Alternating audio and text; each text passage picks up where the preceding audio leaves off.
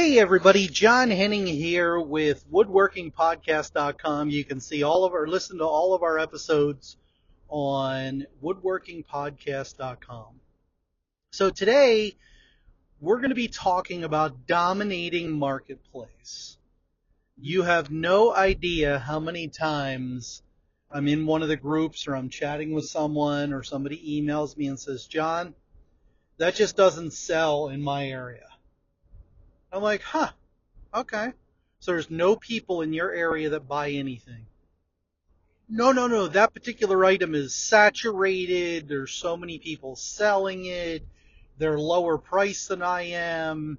Nobody buys it. I don't get any inquiries, and the ones that I do are junk. And so I say to them, well, are you dominating marketplace? Well, I've got an ad on there. I've got a couple of ads on there. When I sell planters in the springtime through summer, I've got 50 to 60 ads on there for the same planters. I have customers that will say, I probably would have shopped around a bit, but I literally couldn't find anybody else that sells these planters. And I know there's 20 people in my exact market selling them for less than I am. I am the highest priced in my market for the planters.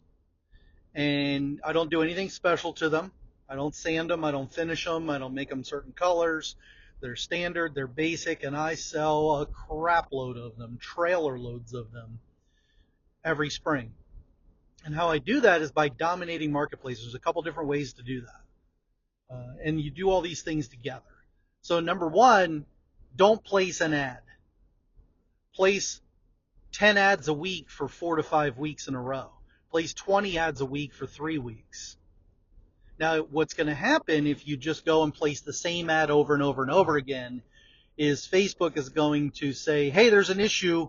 You've got a duplicate ad, and how they're identifying that generally, most of the time, is with your images, with your pictures. So take that planner, take that table, take that whatever it is that you're selling, and put it in front of your garage and take a picture. Put it in front of your car and take a picture. Put it in your yard and take a picture. Put it next to a rock and take a picture. Put it next to a tree.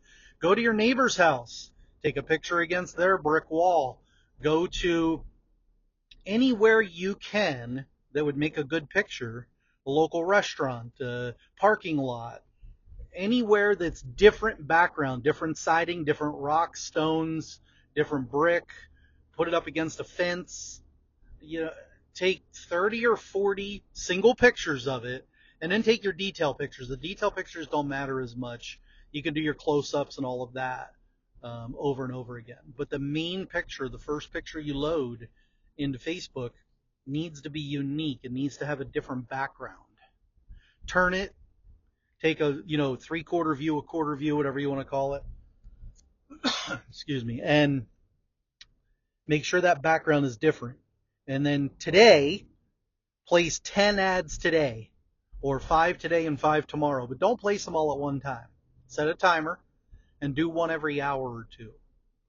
Vary the title slightly, right? Make sure the title's a little bit different. Make sure that the words inside are a little different. But the main thing is the image. That main image is the main thing. And so what you want to do is do that over and over and over again until you have 40 or 50 of those ads. And that's one thing. The second component, there's really like 3 or 4 things. So the second component is the title. So Facebook Marketplace is a search engine. No one knows for sure except for, Facebook what their exact algorithm is and how it works. But I've learned through testing that the main responses that I get are because of the title, the subject, whatever you want to call it. The description, while important, I don't know if their search looks into the description very much. Maybe it does, maybe it doesn't. I don't know. I've tried the same exact ad with different titles, and I get better results on certain ads. So, I don't know why or what that is, but I know that the subject or title makes a huge difference. So I'll give you a great example. For planters, what I'll do is I put as the title, raised bed planter. And then after that, because that's about all the further anybody reads, I put box, pot, stand, garden, flower, vegetable. I put all of those there. Just those single words, no commas, just a space between each word. So raised garden bed, raised flower bed, raised planter bed, and then a whole bunch of keywords after it. And don't put the exact words in the exact same order, right? You want to vary it. Also, using words like handmade, locally made, things like that.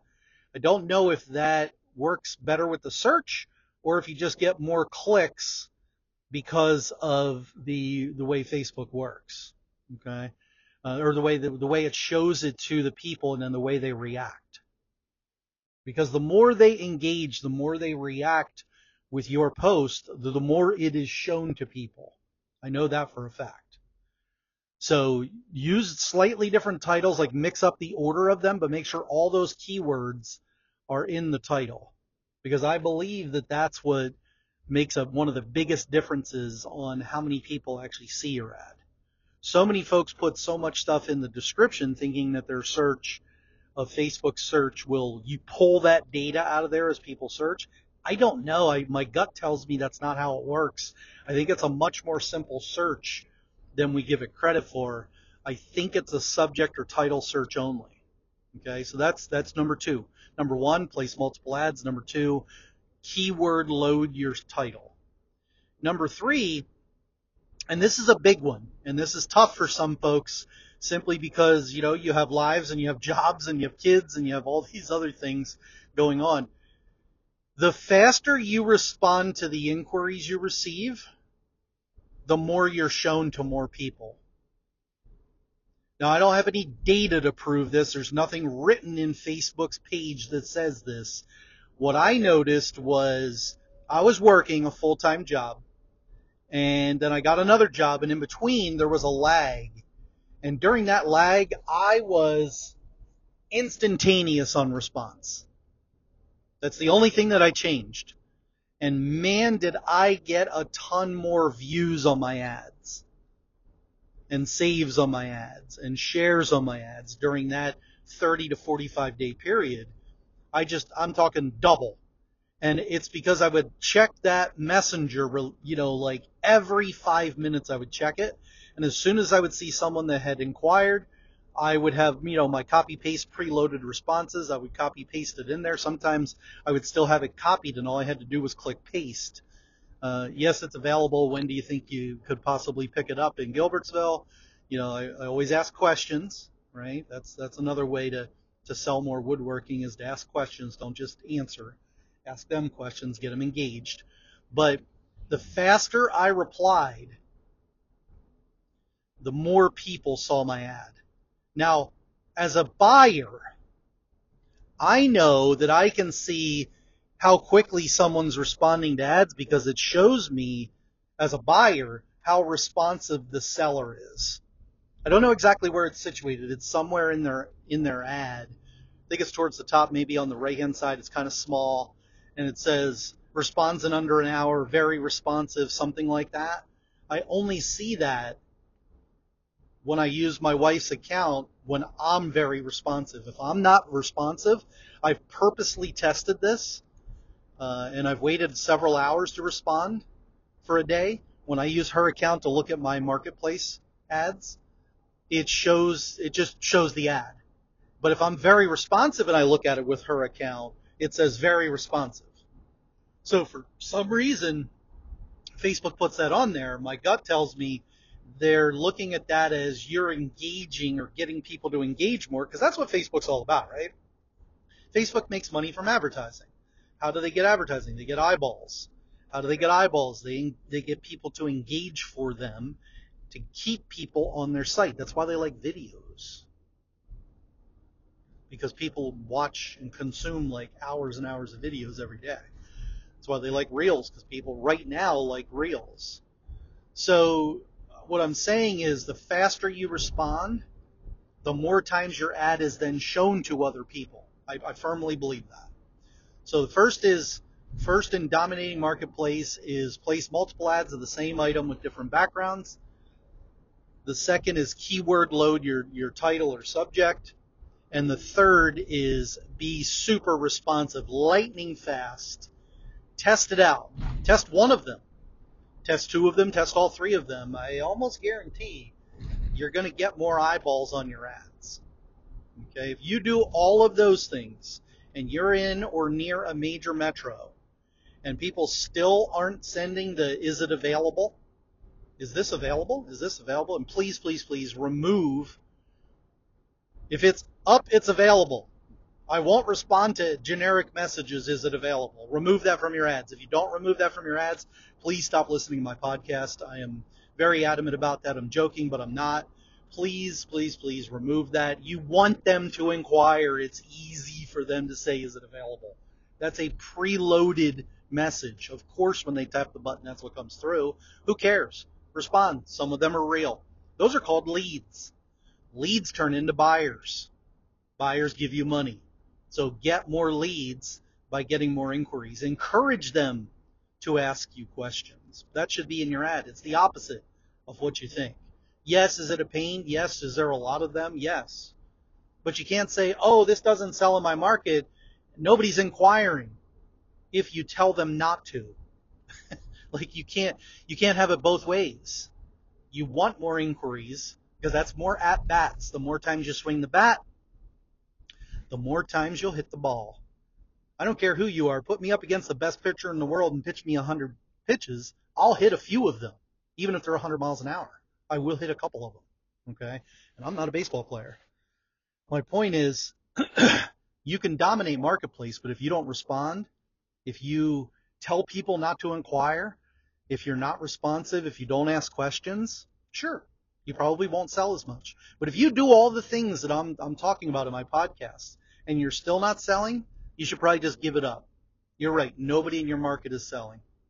Nobody. Your market is unique. No one in your market buys. All the other sellers are not selling anything. Yet everybody places ads on Marketplace, hundreds and hundreds of ads. Now I'm joking, of course, saying give it up. What I'm saying is keep tweaking, keep changing, keep adjusting. Figure out what it is that's causing folks to not buy. Maybe it's price. Maybe you're too low on price. Maybe you're in front of the wrong customer. Check out my podcast on how to set your prices. And one of the things you'll be surprised to learn in there is that I will tell you to double your price instead of reducing your price. Listen to that podcast if you want to learn how to close more, sell more woodworking, make more money at woodworking, because lowering your price isn't always the best way to sell more on Marketplace. Different eyeballs, different caliber of customers where I'm going. So anyway, 3 ways to dominate Marketplace. Try them out. Let me know. Send me an email. Let me know how you make out. Let me know if you were struggling and having a problem and you tried some things and now it's working. My email is john@woodworkingpodcast.com. John, John, @woodworkingpodcast.com. Feel free to send me an email anytime with any questions. Happy to chat with you on how to sell more woodworking. I love helping people sell more, and there's plenty of room out there for all of us. So hope you enjoyed the episode. Hope you got at least one little nugget out of there. Helps you sell more or be better at what you want to be better at. My name is John Henning, and I'm the host of woodworkingpodcast.com. Check out all of our episodes at woodworkingpodcast.com. Thank you so much. Have a great day.